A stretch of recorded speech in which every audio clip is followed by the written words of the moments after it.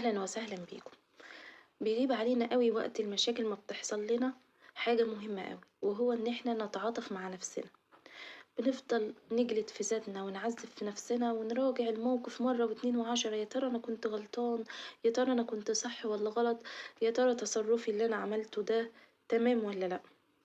في الحقيقة لما تقعد تجلد في ذاتك وتعذب في نفسك وتقول يا ريتني كنت عملت وتصرفت بالطريقة دي، هتبص تلاقيك مش عارف تطلع لحل المشكلة، لأنه جزء كبير من قدراتك العقلية مغيبة وملغية ومشلولة. فانت عايش في الماضي ومش قادر حتى تستمتع باللحظة. وهو ده اللي احنا جايين نقول عليه النهاردة. عشان تقدر تحل مشكلتك او تشوفها بطريقة فيها وعي وبصيرة، وعشان تكون رحيم مع نفسك، انت محتاج تتعلم ازاي تتعاطف مع نفسك في اي موقف من المواقف. حتى لو انت غلط، ازاي تتراحم مع نفسك. لو معرفتش تتعاطف مع نفسك وتتراحم مع نفسك، مش هتعرف تتعاطف مع اللي حواليك وترحم اللي حواليك. لأن أنت بتجلد في ذاتك طول الوقت وبتعذبها. فعشان انت تعرف تطبطب كده على نفسك وترحمها وتبقى حنين عليها، النهاردة محتاج تتعلم طرق جديدة علشان تقدر تنحت طرق جديدة وتعرف ازاي تتعامل بيها. لأنك انت اتبرمجت وقت طويل من عمرك، ان وانت صغير كان كل ما تغلط يقولولك انت غلطت ليه، ويلوموا فيك ويعذبوك ومليون واحد يقولك ليه عملت كده. لكن النهاردة محتاج انك تبقى اكثر وعي وتتعلم طرق جديدة تعرف بيها تكون رحيم مع نفسك ومتعاطف معاها، تعرف ازاي تطبطب عليها. لو معرفتش تطبطب على نفسك، مش هتلاقي حد حواليك يعرف يطبطب عليها كويس قدك انت. الحاجة الأولى اللي انت محتاج تتعلمها، انت محتاج اليقظة. here and now. عيش اللحظة بلحظتها. دلوقتي انت عايش فرح، عيش الفرح اللي انت فيه دلوقتي.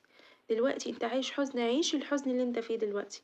ما كنش انا في وقت في قمة السعادة وفي حاجات كتيرة تسعدني، والوقت ده ابقى ذهني معلق بحاجات حصلت قبل كده من ساعة ولا ساعتين ولا حتى 3. انا هنا ودلوقتي، ده هيخليك ويمرنك ان انت تتعاطف مع نفسك وتبقى حنين معاها. الحاجة التانية انك انت محتاج الطيبة.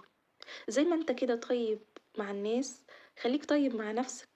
يعني وقت ما انت تبقى حصل لك حاجة حزينة جدا ومؤلمة جدا، بتحاول تكتم الألم في نفسك علشان تنط بسرعة وتسأل نفسك ايه الحل، ايه حل المشكلة.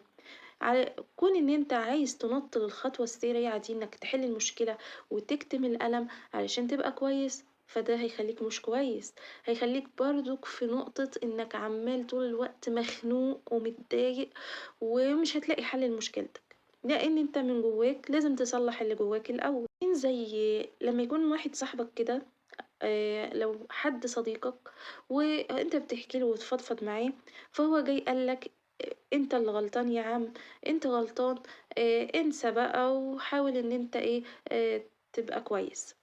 فلما يقولك الجملة دي، شوف انت احساسك من جوه ايه.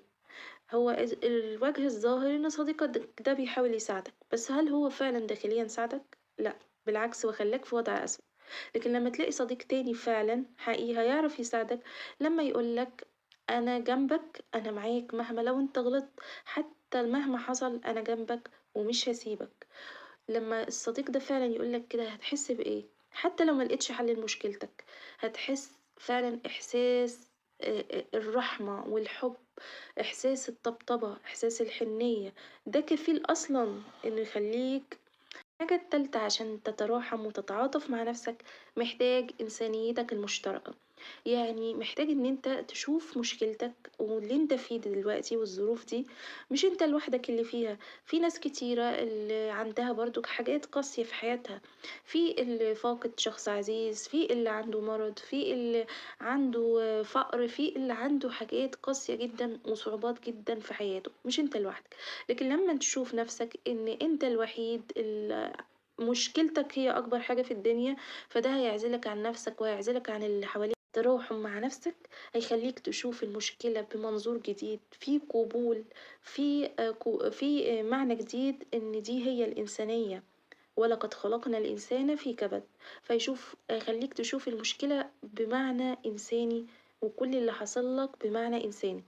التراحم مع نفسك هيخليك أكثر قبولًا، أكثر حكمة، أكثر بصيرة، وهيخليك تطلع منها من اللي أنت فيه آآ بنوع من الحلول المختلفة والأفكار المختلفة، منظور مختلف خالص عن إن أنت تفضل عايش تجلد في ذاتك وتعذب في نفسك وتبقى قاسي عليها.